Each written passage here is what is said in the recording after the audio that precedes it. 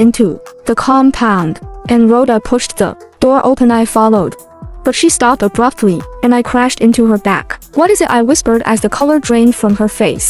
Then I saw him. Aaron was in the living room, swirling a glass of whiskey. His eyes were cold, his expression closed off. He slammed at his glass on the table. The devil had arrived. Silence hung heavy as we stared at each other. Aaron's eyes darted between us. "Rhoda cared to explain what you're doing in my house without my permission?" His voice was low and cold. Rhoda was silent. His gaze moved to me. "And you," he muttered, his tone growing colder. "Still following my sister around, I see." "Okay, before you get this wrong, I had no idea this was your house," I said quietly, elbowing Rhoda. "No idea." He stood up, his height imposing. "You want me to believe this was an entire idea?" "Like I said, I had no idea until we were here," I muttered. "And whose idea was it?" He pressed his eyes, not leaving me. "Maybe if you weren't such a controlling bastard, your sister would have told you," I bit out. If Rhoda wasn't going to speak, I wasn't taking the blame. Aaron stepped toward me, his eyes darker. Rhoda stepped in front of me. "Aaron, stop, she's right. This was my idea. You've always been trouble." "Joan," he said with a chill. I clenched my fists. "You know what? Fuck you." I raised my middle finger before storming off to pack. I'd find a hotel anywhere but here. I yanked my clothes out, shoving them into my bag. From the hallway, I heard Rhoda's muffled yells. The door swung in open. Aaron stood there with Rhoda behind him, looking exasperated. Their gazes flipped to my packed bag.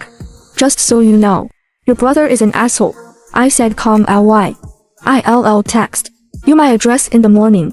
You're not leaving at this time of night," Aaron ordered. "No, you don't get to dictate what I do." His jaw tightened. "Try me, Joan, see if I won't drag you back here myself. You're leaving in the morning. I'm not letting you storm off and end up murdered." With that, he turned and left. I blinked at Rhoda. Did he just threaten me? "I'm sorry, Joe," Rhoda whispered, hugging me. "Just stay for the night, please." I sighed. "Fine. I'll stay." Not because of Aaron's warning, but because Rhoda asked. I was an early riser, or maybe that was the wrong word. He had insomnia. That explained why. I was in the kitchen by 4 a.m. brewing coffee. He walked into the sitting room, staring out at the quiet city. I had a business meeting in Barcelona, which explained why he was in Spain. I showed VE. Been thinking about work, but it wasn't. He was thinking about my sister and her best friend invading my house. Rhoda always had a streak of stubbornness, but it never flared until she met Joan.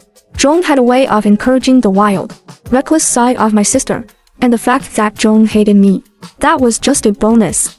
A movement in the house snapped me back. I could sense her. Joan. I didn't turn around.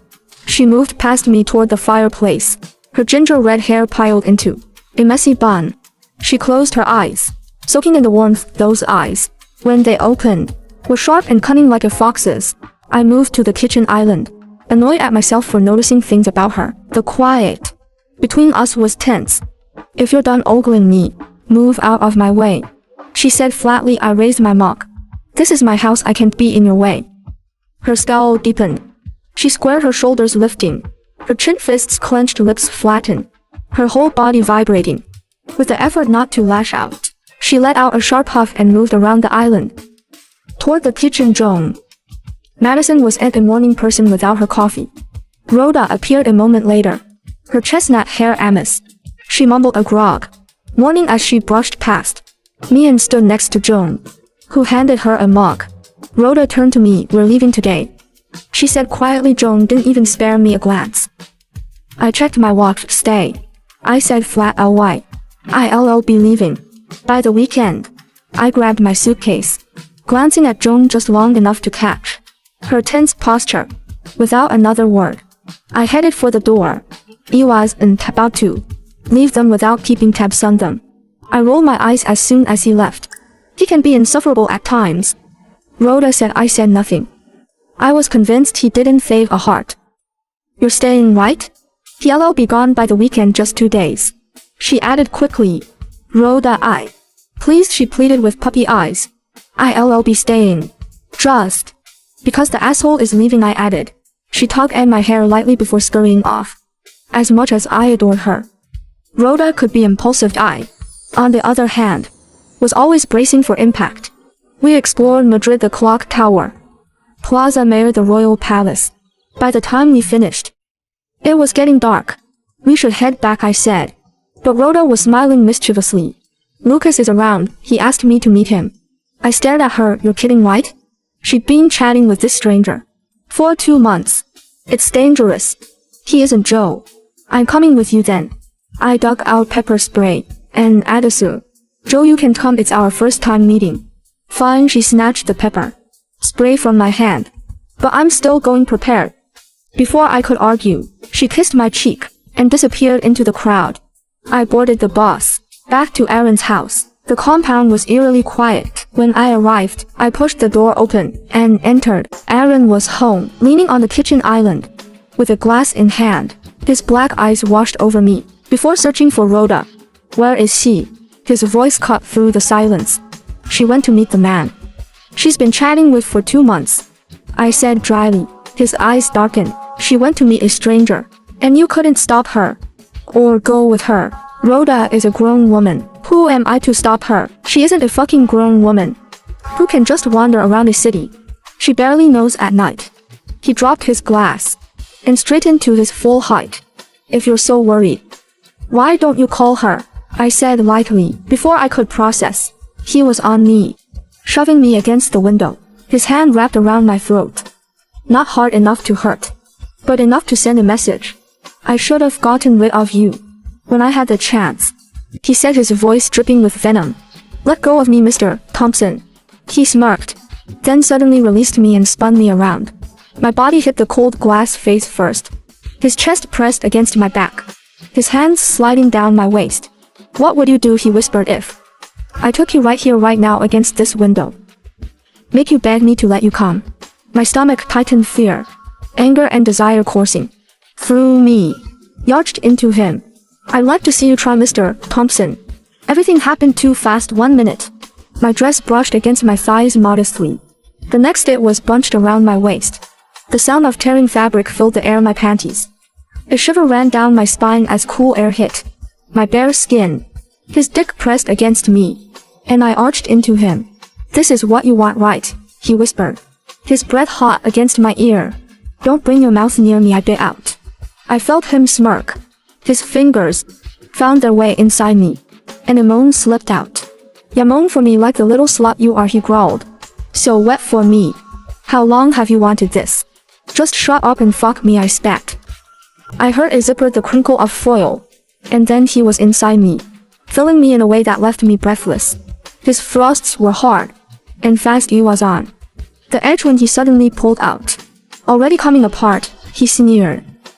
I glared at him, pretty pathetic. For a Huey who does at last. He slid back inside me, keeping just enough distance to deny me. Release. Say it. Beg me to let you come. My nails scraped the window, please, I murmured. He drove into that spot and I shattered, my walls clenching around him. He didn't slow, becoming frantic as he chased his own release. I felt him swell inside me, his groan rough in my ear. Reality crept back slowly. We watched him remove the condom in the windows. Reflection. A tug at my dress down. Already feeling his absence, I picked up the torn scrap of my panties and walked toward the room ushered with Rhoda. The door clicked shut behind me, and I leaned against it, closing my eyes. I just fucked my best friend's brother. True goodness, Rhoda stammered. I asked Rhoda. She returned last night, Rhoda said suddenly. Inside the club was sensory overload betraying me. His gaze locked, he said flat, "Ly. The coldness. No one gets in without an ID, ma'am." Cautioning his sister and me, though most of his, her glittering black dress working its magic high. "Thank you," she whispered. Your fists reached a safe distance. It was 2 p.m. Blonde man approached. He stopped in front of us. Orphanage full of boys had hardened in me. Rhoda came rushing back. I pushed my chair back and stood the moment it did, which I'll lead to our latest escapade. What's going on? Dick isn't exactly memorable. Neither of us moved. I think my wrist will be red tomorrow. Rhoda stepped forward. We're not supposed to be here. Forget about it, it never happened. Grabbing her wrist, it snapped. A blatant lie. all he was going to say. I shook my head, growing up and in. What made him look less murderous? Something to Aaron before darting off. Wanna tell me the secret too? So what are we going to do? Where were you the entire night? We'll probably find out someday. Warnings were directed at me. Relief. It was fun, Joe. You should have seen wiping tears of laughter. She was at one to stand. Joe, Rhoda whispered as we crept into the tower. You say, my nipples hardened. Past midnight. We've been warned, guests. His eyes raking over our bodies. Rhoda, I yelled. We bolted for the exit, moving to the bar sharp ly. His attention shifted to her. She said, I asked after we spent half the day doing yoga.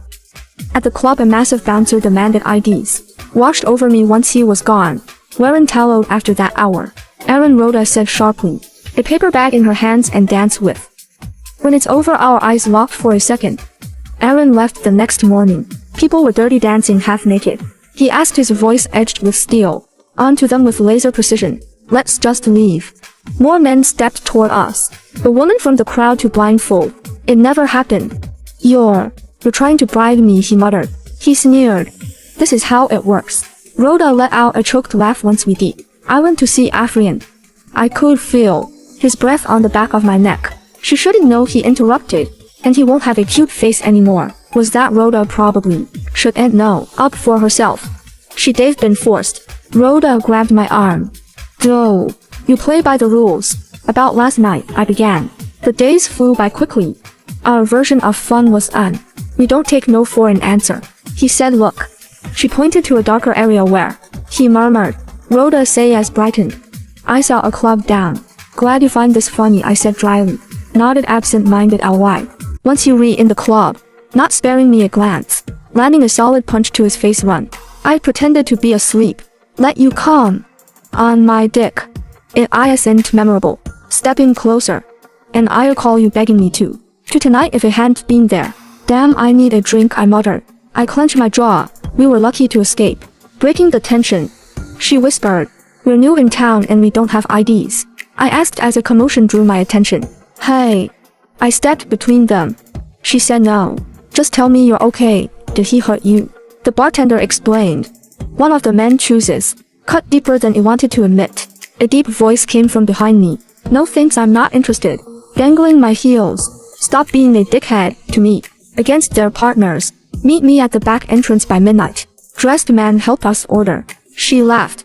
That's our secret. You and sparse crowd stared like we'd lost our minds.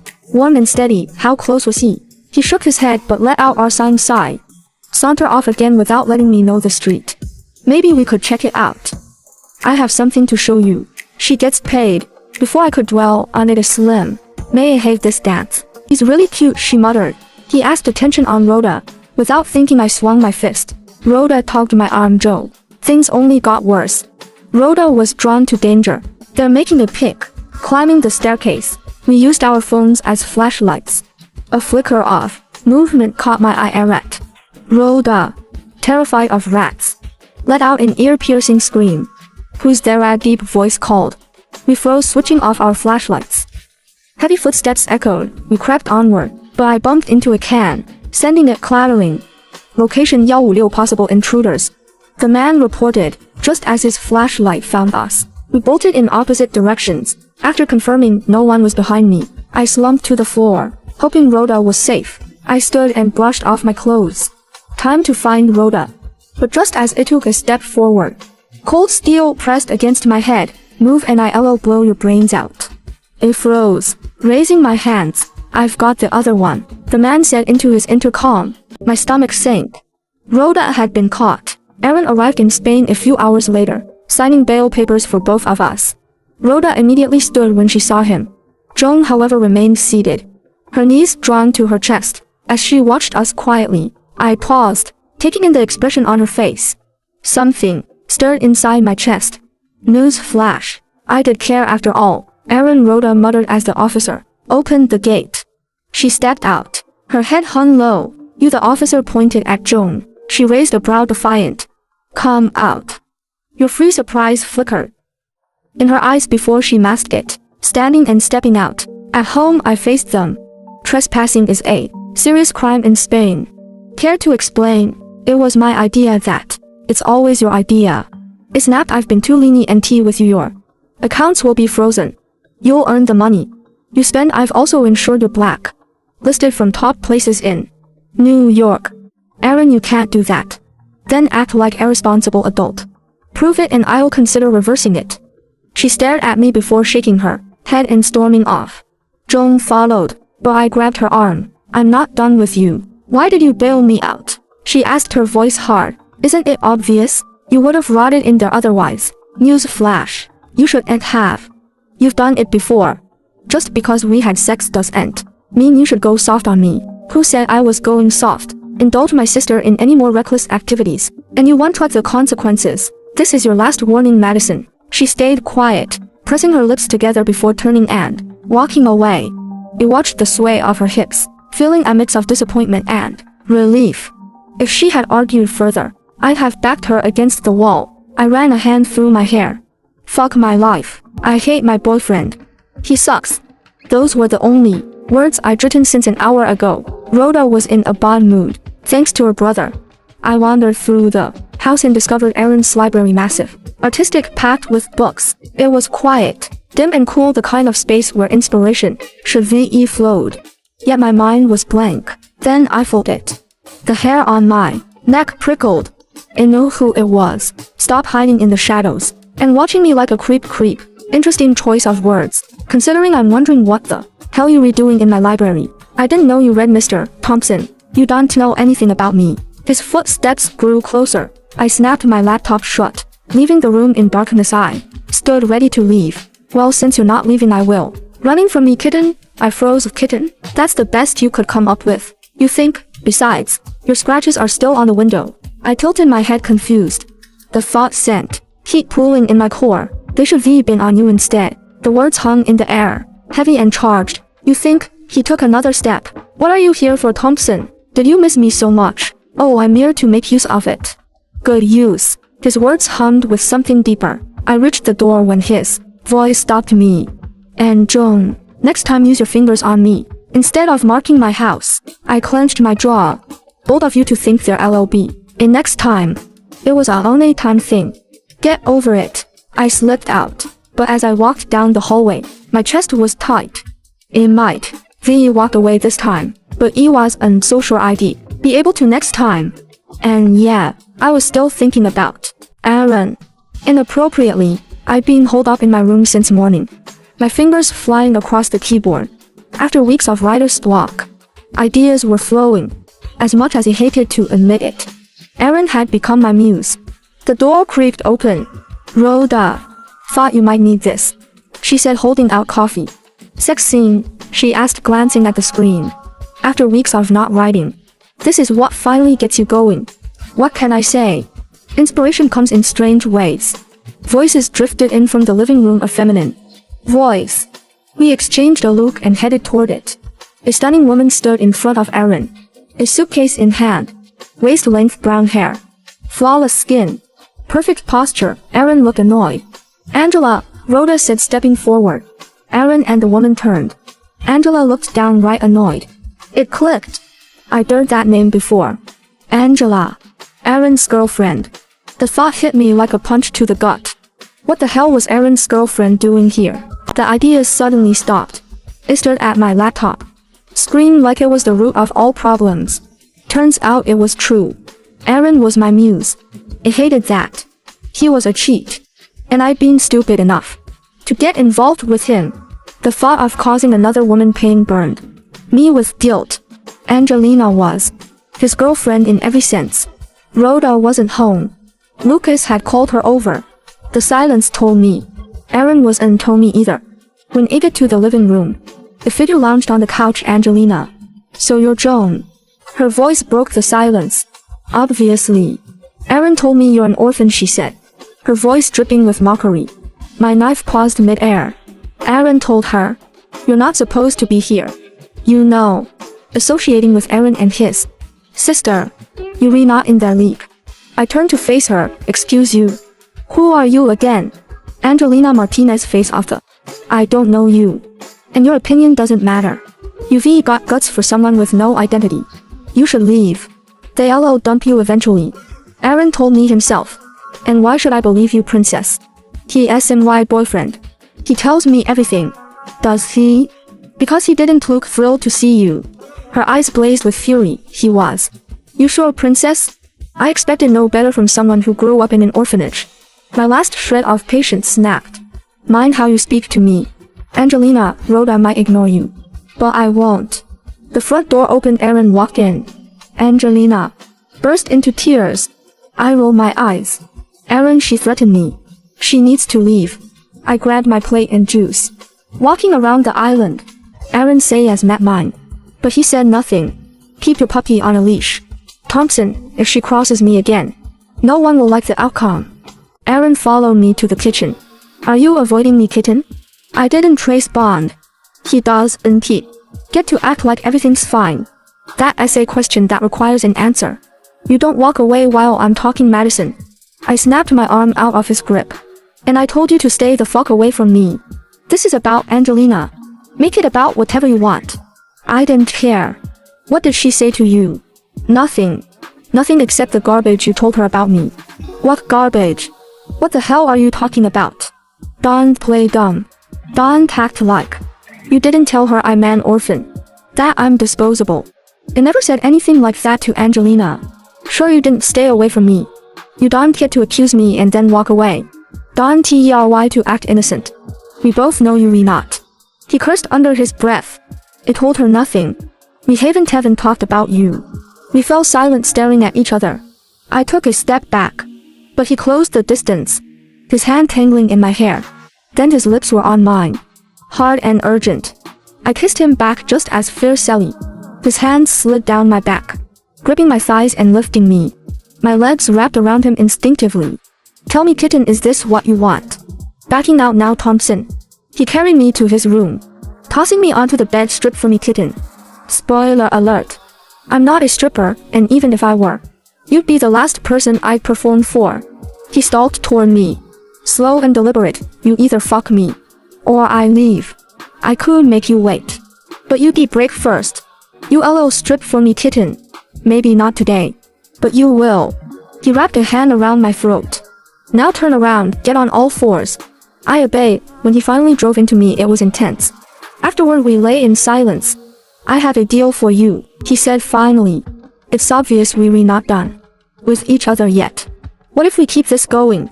No strings, no attachments. Rhoda doesn't have to know. When we redone, we walk away, clean break. I held his gaze. Yes. I'm going to miss this place. Rhoda mourned as we packed. I would never admit it out loud. But I know I'd miss it too. The building and the memories. Aaron and I had been sneaking around lately. Are you sure it's the house you miss, or your boyfriend? I asked. I'm going to miss him. I won't see him for 2 weeks till he visits New York. The door flew open. Angelina stood there with a scowl. Jet has arrived. We're leaving in 5 minutes. She shot me a GLR before storming off. That's surprising.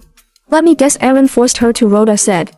When we got to the sitting room, neither Aaron nor his girlfriend was there. My mood soured immediately. What the fuck? Aaron's voice came from behind us. He stared at our hair. Rhoda shot pink, mine blonde. What the fuck did you do to your hair, Rhoda? I dyed it, as you can see. You're changing this. No, I'm not. You don't get to tell me what to do. You look ridiculous in this color. Hurt flashed in Rhoda Sayas. She doesn't look ridiculous. What the fuck are you saying? I asked. His dark eyes zeroed in on me. I see you got a disaster yourself. It's called blonde, Thompson, not a disaster. Angelina huffed and walked out, dragging her luggage. You're changing that hair, Aaron told Rhoda. I'm not. Lucas likes it, so it's staying. I grabbed my bag. His eyes turned to me. I deal with red, kitten, and red suits you better. The earlier you change that thing, the better for you. He walked out, leaving me stunned.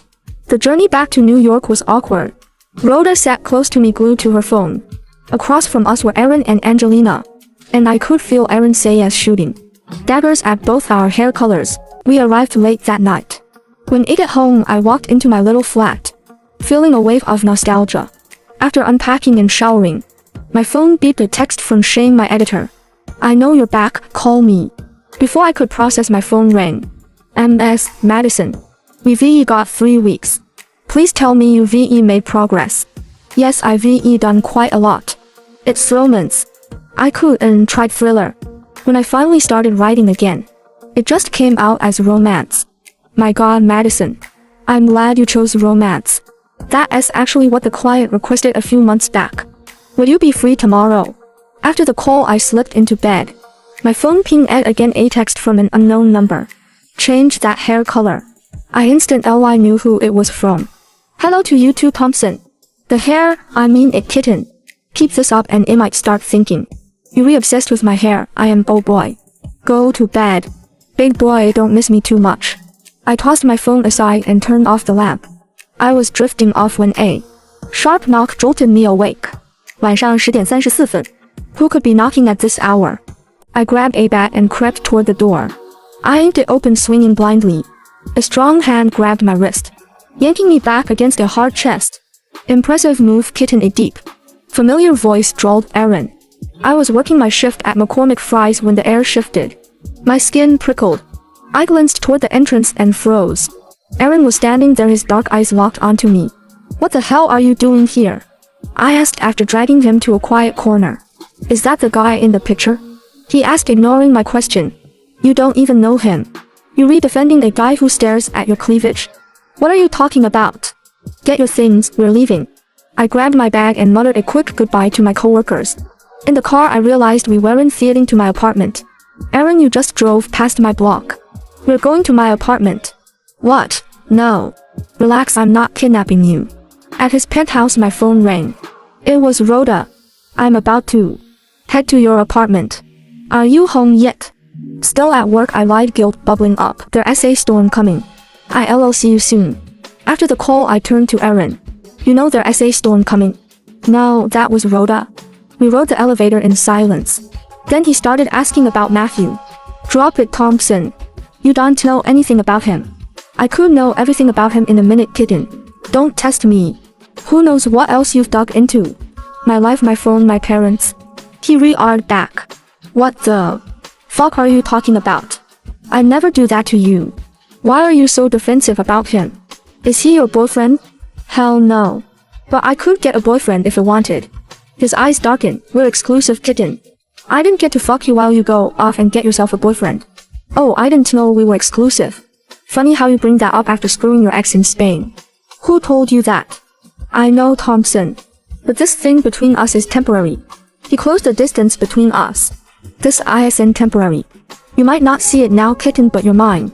He scooped me into his arms and carried me to his bedroom. The storm raged outside, but all I could feel was the heat building between us. Afterward, I woke up in his bed wearing his shirt. The storm had stranded me there. In the morning, I found him shirtless in the kitchen cooking breakfast. The sight was intimate, too intimate. Slept well? He asked. Surprised you didn't try to kill me in my sleep. He smiled, Ariel smile, and my heart stumbled. He had other ideas, kitten. Killing you wasn't on the list. As I ate, I noticed how neat his food was arranged, how spotless his house was.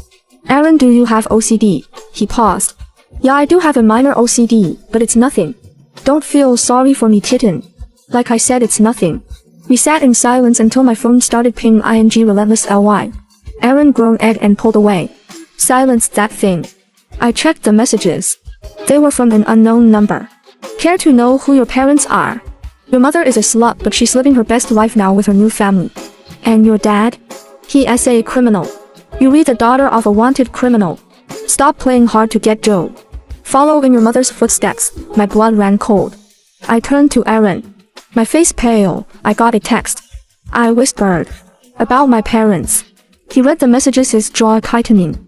Later, when I wasn't looking, he copied the IP address and deleted the texts from my phone. He didn't want me to see them, didn't want me to hurt more than I already was.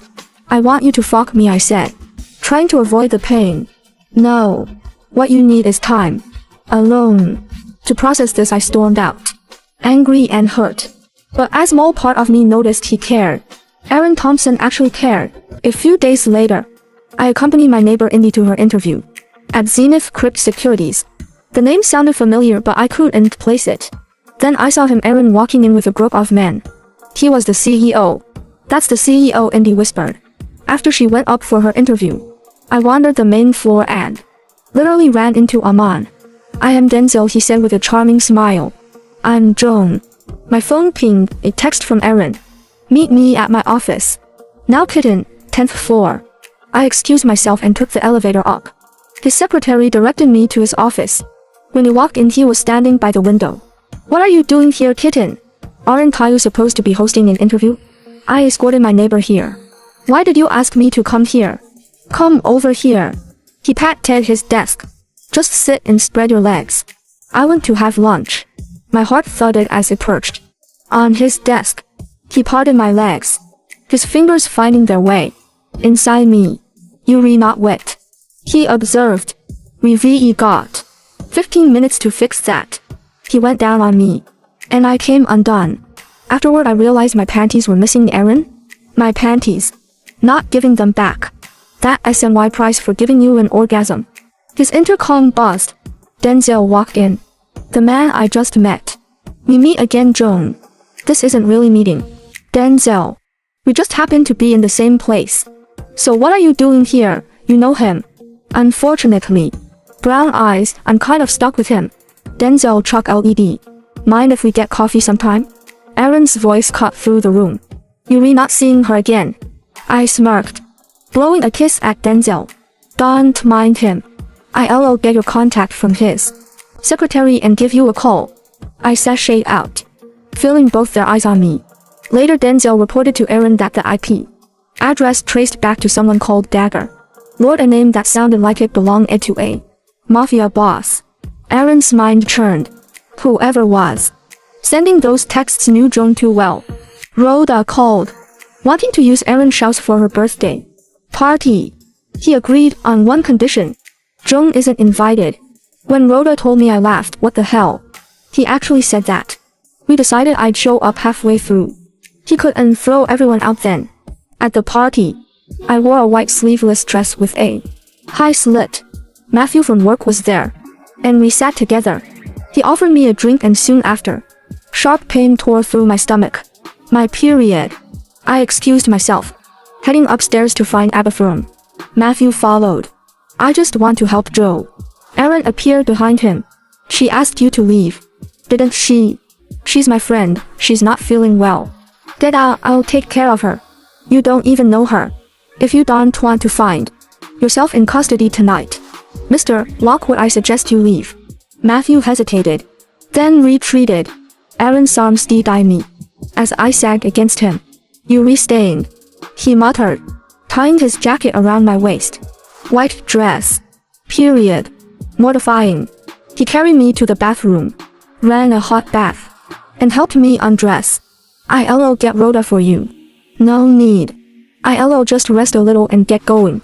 Thank you. He looked awkward. He was unused to me being nice. The next morning, he brought me breakfast. I couldn't help but ask, what do you mean by this? All this, you took care of me last night, and this morning you brought breakfast. You aren't doing all this just for the fun of it. So what's in it for you? You think I'm doing all this because I want something from you? Who knows? We aren't the best of friends. So if you're doing all this, it means you want something. Hurt flashed in his eyes. You're probably not used to people doing things for you, but you should learn to appreciate the ones that actually do. He walked out and slammed at the door. I'd screwed up. I tried calling, but he didn't answer. Then another text came through. Your mother is in Spain. She is Spanish. Guess who your father is? Ace Knight, a murderer. I ran outside, and there he was, Aaron, standing by his car. I launched at myself at him, burying my face in his neck. I am sorry. I acted like a bitch. He was scared. It's okay, just tell me what happened. Ace Knight. That's the name of my father. And he is a murderer.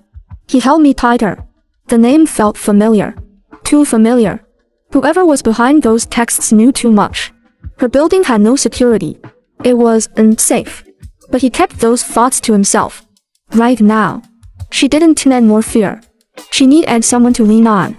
Back at work, Matthew asked me out. Just one date, Joe. I've been asking you for months. I didn't want to, but he was scared he'd figure out about Aaron and tell Rhoda. Fine. Just one date. The night of the date. I was getting ready when Aaron called. Are you home? Where are you going? I'm going on a date. A date? Are you being serious? Aaron donned to make a big deal out of this. I am just trying my luck at the dating pool. Who's the guy? That's not your problem. Silence. Then okay. Enjoy your date. The call ended abruptly. The date was awful. Matthew talked endless ly about himself. Ordered steak without asking if I liked it. And suggested we go back to his place. I was bored out of my mind. Then my phone buzzed. Aaron, bad date. You look awfully bored.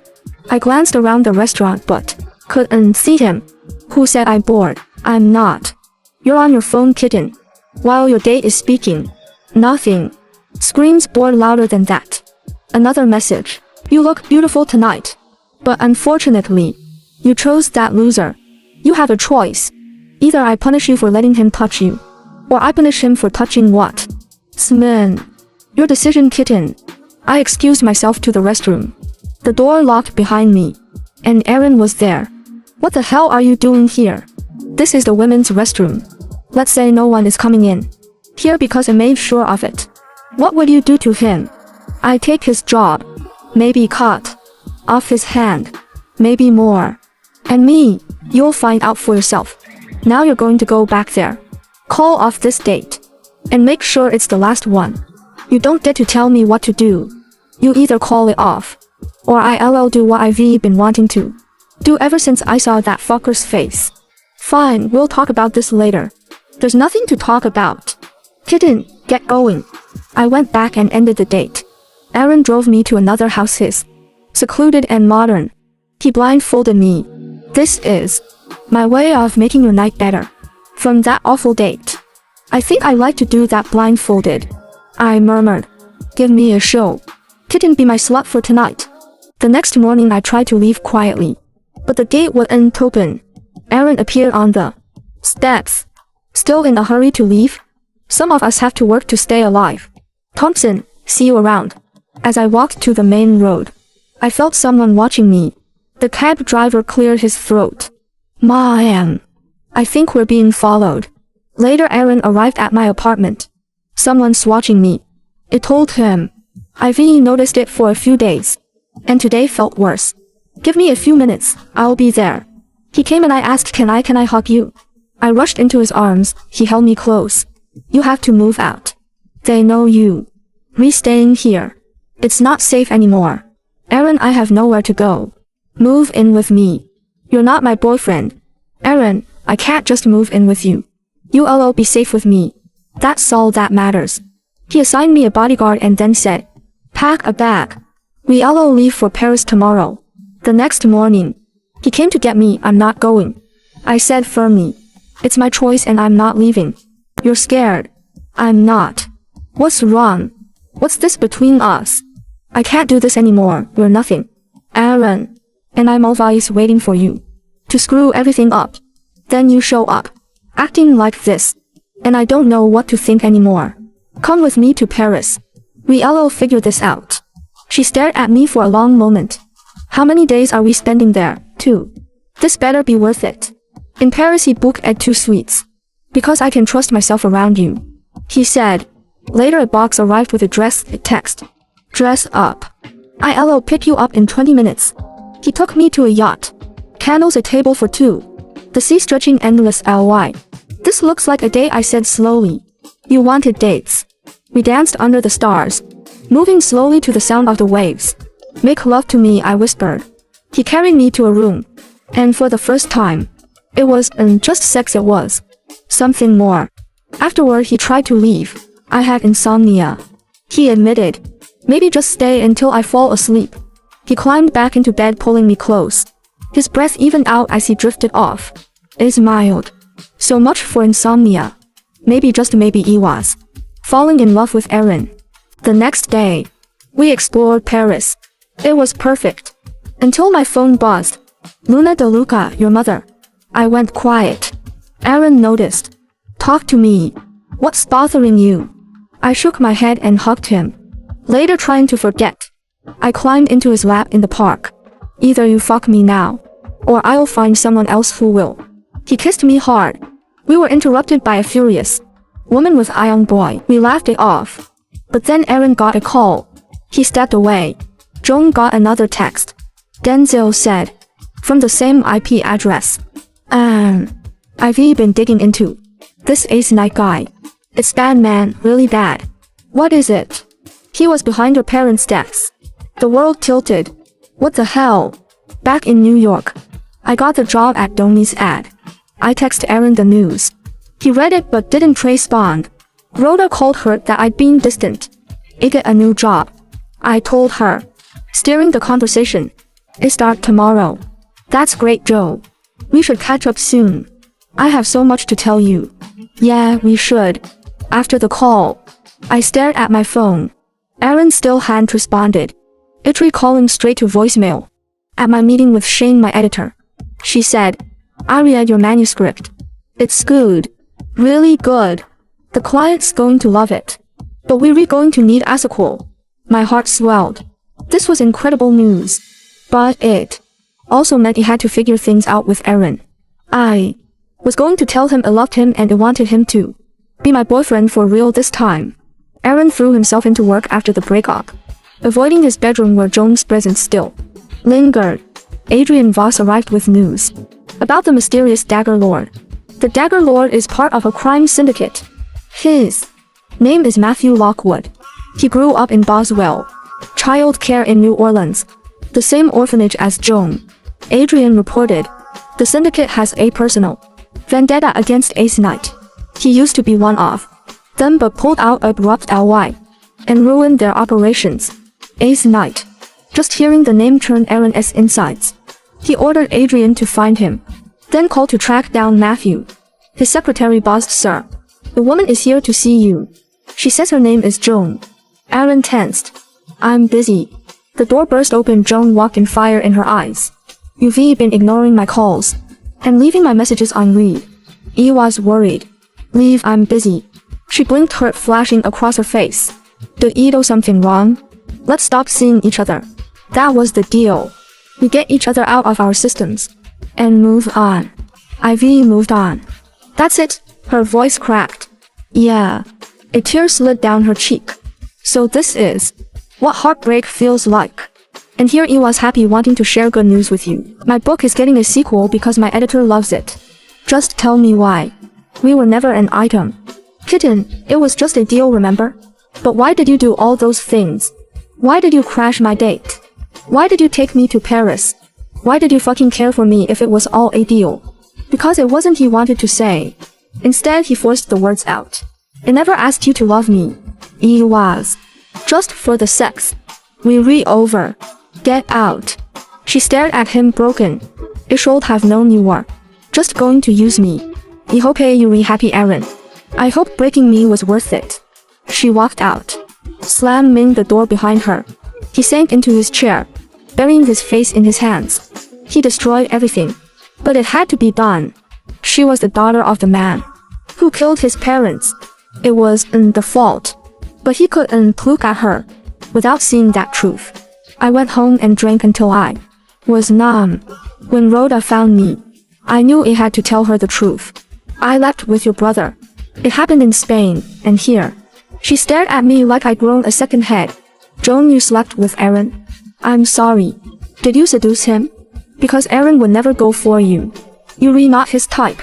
You're not his class. Her words knocked the air out of me. You think I forced him into this? She grabbed her phone and purse. We're done here. Don't ever contact me again. I didn't need alien slut for a best friend. She slammed the door, and just like that, I lost my best friend. At work I tried to focus, but the ache in my chest wouldn't leave. Brielle introduced me to everyone, Garrett and Alessia DeLuca. My blood ran cold. DeLuca. The same name from the text. Luna DeLuca, your mother. Alessia was Spanish. With kind brown eyes, she smiled at me, and I forced myself to smile back. Could she be related to me? Was this a coincidence? Later that night, I got another text from an unknown number. Don't you think it's time we meet, Joe? Meet me at the warehouse on the next street by Juan. Come alone. I should have called Aaron, but he made it clear we were over. So I went alone, a knife tucked in my pocket for protection. Matthew was waiting. We grew up there together. I thought you'd remember me. You were the only thing that kept me sane in that place. He pulled a gun. I lost interest in you, Joe. Knowing someone else was fucking you. But I couldn't just let go. That leaves me with no choice. To blow out your brains and fuck you. While seeing life leave your eyes. A gunshot rang out. Everything went dark. Aaron burst into the warehouse. Louis at his side. Matthew was slumped on the floor. Clutching his leg, Louis had shot him. Then Aaron saw Joan limp against a chair. His heart stopped. Until he found her pulse faint but steady. Take him to the basement, Aaron ordered, scooping Joan into his arms. At home. The doctor treated her grazed arm. She'll be fine. The bullet just grazed her. When Joan woke, confusion clouded her eyes. Seriously? You read the first person I see in the afterlife? Figures. You're not dead. She sat up, checking her arm. Thanks for saving me. But I'd like to leave now. Stay. At least until your arm gets better. I can take care of myself. She grabbed her hoodie and walked out. Don't follow me. I'll be fine on my own. She was gone, and the ache in his chest was unbearable. But he did get her back, no matter what it took. In the basement, Aaron faced Matthew. Why did you send her those texts? We were part of the vicious syndicate. Joan's father was once with us until he pulled out. Matthew revealed everything. How Ace Knight had tampered with Aaron's parents' car, causing the accident that killed them. How Luna had abandoned Joan at an orphanage to protect her from the syndicate. How Ace had just been released from prison and was trying to flee the country. Aaron listened. All these years he'd lived for revenge. But in the end his father had caused his own death. And Joan. She had suffered too, abandoned by everyone, including him. He walked out, leaving Matthew bound. He needed Ed to get his girl back. Joan threw herself into work, avoiding Aaron's calls and texts. He sent flowers, apologized, but she was entreaty. When Denzel found her at a cave, she opened up. I love him so much it hurts, she admitted. But he left me. He's been trying to get back into your good books. There's something you should know. It's the reason he called things off. Just give him another chance. Hear him out. At work, Alessia's mother arrived. Luna DeLuca, Joan's mother, the woman who had abandoned her 26 years ago. Luna explained everything. How she'd left Joan to protect her from the syndicate. How she'd searched for her afterward. I'm sorry. I should have searched harder. Joan didn't know what to feel. Anger. Just maybe she could try to forgive. Aaron texted Joan, asking her to meet. She agreed, needing answers at the restaurant. He told her everything about their fathers, about the syndicate, about why he pushed her away. It broke things off because it thought it'd be easier. It thought it'd protect both of us from more pain. And that was the most stupid decision I've ever made. I realized it wasn't your fault. You grew up without anyone, and somehow I blamed you for something you had no control over. A tear slid down her cheek. Luna showed up at the office today. Alessia is my half-sister. He squeezed her hand. Would you give me another chance? I'm not asking you to forgive me right now. Just let me try to make it right. We'll see, she whispered. Later at his house, they talked for hours, and when he asked her to be his girlfriend properly, officially she said yes. Aaron planned the perfect proposal. He took her to Amovai, then to a rooftop where rose petals spelled out, "Will you be my girlfriend?" You know, you really didn't have to do all this, she whispered. The gesture is sweet. But even if you had asked me in my dreams, my answer would still be yes.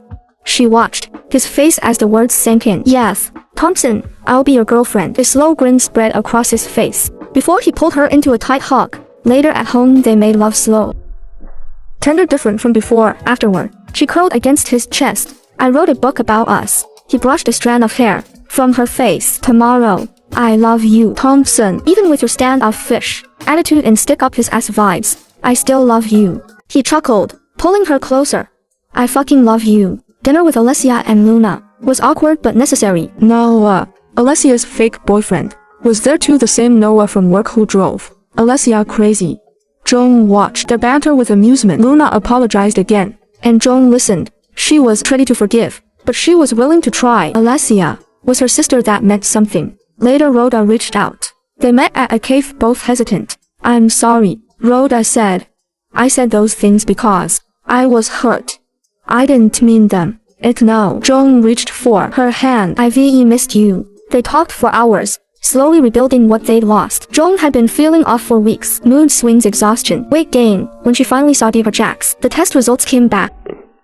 Pregnancy. Positive. She stared at the paper, her mind reeling. She was pregnant. Aaron's baby. How would he react? They had plans, a wedding, a future. Were they ready for this? Needing to tell him, but when she saw him, the words wouldn't come. She just held him, and he held her back. Later that night, at her birthday party, a surprise Aaron had planned with all their friends. He proposed, and she said yes. Then she whispered in his ear, "But I can in about 9 months." His eyes widened. She nodded. He swept her into his arms, spinning her around. "We're having a baby." Cheers erupted around them. Rhoda hugged her, confused but happy. Denzel grinned. Even Alessia and Noah looked pleased. This was her new beginning, her next chapter, and she was ready. Aaron had to go to Seattle for work. He wanted Joan to stay with a bodyguard, but she insisted she'd be fine. "It's just dinner with my colleagues. I'll be good, I promise." He relented, but a bad feeling lingered. In the cab on the way to the restaurant, the driver glanced in the rearview mirror. "Their SA car trying to overtake us. It's been following us for a while." Joan texted Aaron, "Why did you send the bodyguard after me?" His response came seconds later. "I sent no one. You're being followed. Where are you?" Before she could answer, the cab jolted to a stop. A car had blocked their path. 2 masked men stepped out. The door flung open. Rough hands grabbed her hair, yanking her out. Her phone slipped from her grasp. "Let go of me." One of them lifted her effortless ly. "Sorry, princess. We weren't supposed to hurt you, but you're one stubborn bitch." Joan woke in darkness, her wrists bound. A gag in her mouth, her head throbbed. Her stomach ached. "The baby. Was the baby okay?" A voice came from the shadows. "Don't he struggle? It'll only hurt you more." A man was there, bloody, beaten, hanging upside down. He spoke of someone named Joan, of loving her, of trying to protect her. Then he said words that froze her blood. "Daddy loves you." Ace Knight, her father. The door burst open. A man with dark eyes and a cruel smile entered Sparrow. He taunted her, touched her hair, made her skin crawl. Then he shot Ace right in front of her. She screamed behind the gag as blood sprayed across the room. She doubled over and vomited. Sparrow turned to her, raising his gun. Before he could struck, gunshots rang out in the distance. "Forget it. Untie her. We need to move now. They're closing in."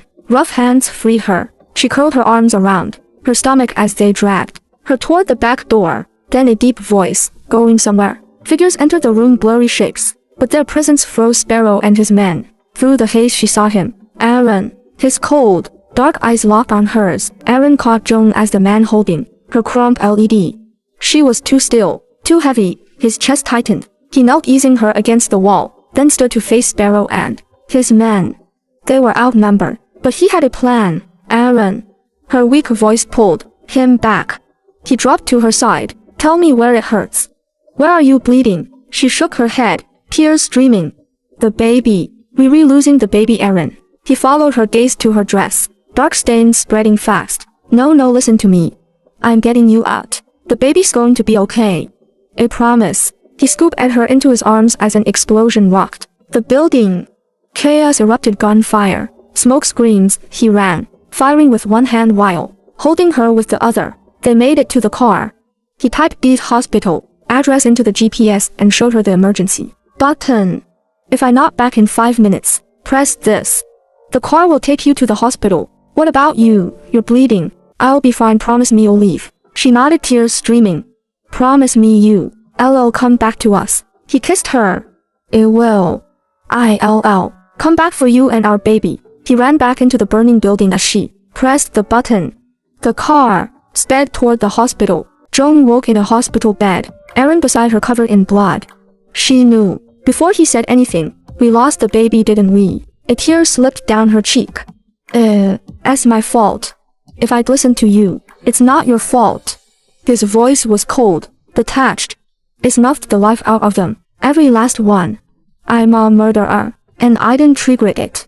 They fucking killed my child. I still love you, Aaron." Nothing could change that. His eyes glistened. Rhoda burst in, hugging Joan, both of them crying. The doctor entered with news. "We ran a second scan. The first showed the baby was gone. But in the second, the baby is still there. You may have been carrying twins and lost one. The other is holding on." Joan's hands flew to her stomach. One baby survived. It was bittersweet grief for the one lost, gratitude for the one who held on. Chapter 37, Healing Therapy helped. Dr. Morrissey guided them through their grief, their guilt, their trauma. Joan had seen her father murdered, lost a child, watched Aaron covered in blood. She was broken. Aaron carried his own scars, the weight of killing, the loss of his child, but broken pieces could fit together. They held on to each other, slowly healing. Months passed. Joan's belly grew. They planned a small wedding, just close friends and family. Rhoda helped with arrangements. Alicia and Brielle threw her baby shower. Luna visited often, trying to make amends. Joan was ready to call her mom, but she was trying. And Aaron never left her side. He read to her belly at night, kissed her forehead every morning, told her he loved her 100 times a day. On a warm summer day, surrounded by their people, Joan and Aaron said their vows. Rhoda stood as maid of honor, tears streaming down her face. Denzel was best man, grinning like an idiot. Alicia, Brielle, and Garrett filled the front row. Luna sat in the back, dabbing her eyes. Joan wore a simple white dress that flowed over her growing belly. Aaron wore a black suit, his eyes never leaving her face. I love you, he whispered as he slipped the ring on her finger. I've really loved you since the first time you called me a bastard, she laughed, tears spilling down her cheeks. I love you too, Thompson. Even when you're being insufferable. They kissed as their friends cheered. It was the wedding they planned. It was better. It was them. That night Aaron held her close, his hand resting on her belly. Thank you, he murmured. For what? For staying. For fighting. For giving us this. He pressed a kiss to her hair. I never thought I gave this. Love, family, happiness. You gave me all of it. She turned in his arms, meeting his dark eyes. You gave it to yourself. You fought for me. You saved me. You loved me when I was broken. Were we ever whole? He asked with a small smile. Maybe not, but together we're closer. He kissed her softly, then pulled back to look at her. Really look at her. I'm going to spend the rest of my life making sure you know how much I love you. She smiled, that crooked smile he'd fallen for years ago. I'm going to hold you to that. Outside, the city hummed with life inside. They had everything they needed. Joan Thompson now closed her eyes, safe in her husband's arms, their baby kicking gently between them. The past was behind them.